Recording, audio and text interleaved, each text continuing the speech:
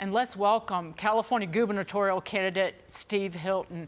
Just when they cannot top themselves in the audacious idiocy. Exactly. We're grasping for the words. This is not apparently city money. It's coming from some BS. Total BS. First of all, she doesn't know the exact number. I'll give Karen Bass an exact number: $1 billion.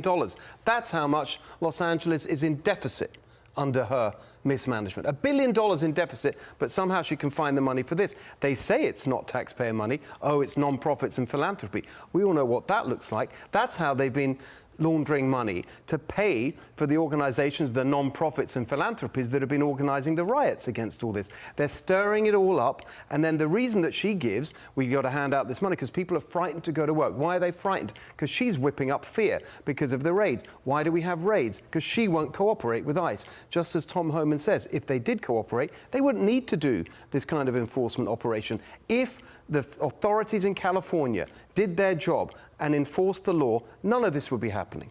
So how do we follow the money if this is NGO money, which some have suggested it could be, and we don't have the proof yet?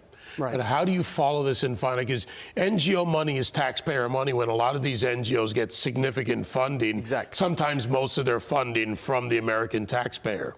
And by the way, it's all of the, I mean, those people arrested at the pot farm, including some of the weapons that were confiscated. We see the pictures, and you see the bag they were carrying the weapons in. It was from Gavin Newsom's administration, funded by Churla, the non-profit that's been whipping up the fear, Listos California, which is part of their own Department of Emergency Management. So we're paying for all of this. And to your point about when will we know, thankfully, we have some very good people. There's someone, Lauren Powell, everyone should be following on social media, who's really digging into the numbers. We'll get there in the end, just as we did the first time around with the riots.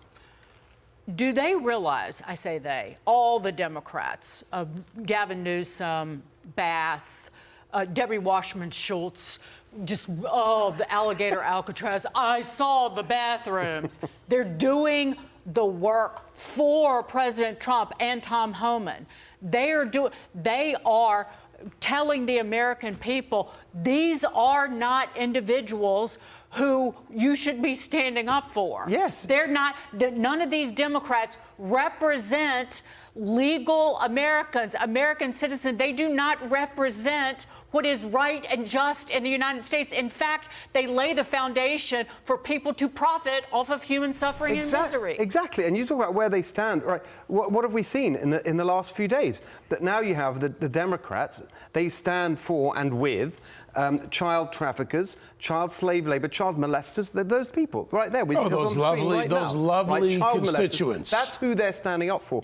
And then the other point is the legal immigrant community, including myself. So I'm running for governor as the candidate of the legal immigrant community, for the legal immigrant community, so they can have the California dream. And when I sit down and talk to them, as I've been doing throughout the campaign, they can't stand all this, because they say, we came here properly, we pay our taxes, we have legal businesses, we don't have illegal, street carts that are putting everyone else out of business. We have to pay tax, insurance, the inspections, go through all that nightmare bureaucracy. We do it the right way. Why should these people who just wander across the border, they see them in the grocery store. I hear the stories the whole time, with the EBT cards, free cell phones, the housing vouchers, on and on. Those complaints are coming from legal immigrants in California. Well, look, RICO statutes. California has them. We have federal statutes. You have the owners of this pot farm, big donors to Newsom, to the congressman who showed up, and they've got to follow this money. Churla, who you bring up, yes. This is a left-wing organization. I looked into their background, funded by other left-wing organizations and NGOs. How do you follow the money? Get to this. You've got to get to RICO on this. Yeah, but mainly funded. I mean, I think it's 76% of the money from California taxpayers. That organization, they have offices in Mexico to help people come to the country illegally, and we're paying for it. And this insanity has to end. It will when I'm the governor.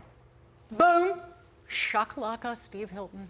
We'll Thanks, Steve. Good to see you. I can't top it. Up next, new details on how the Federal Reserve's trying to keep up with President Trump's jabs at Powell.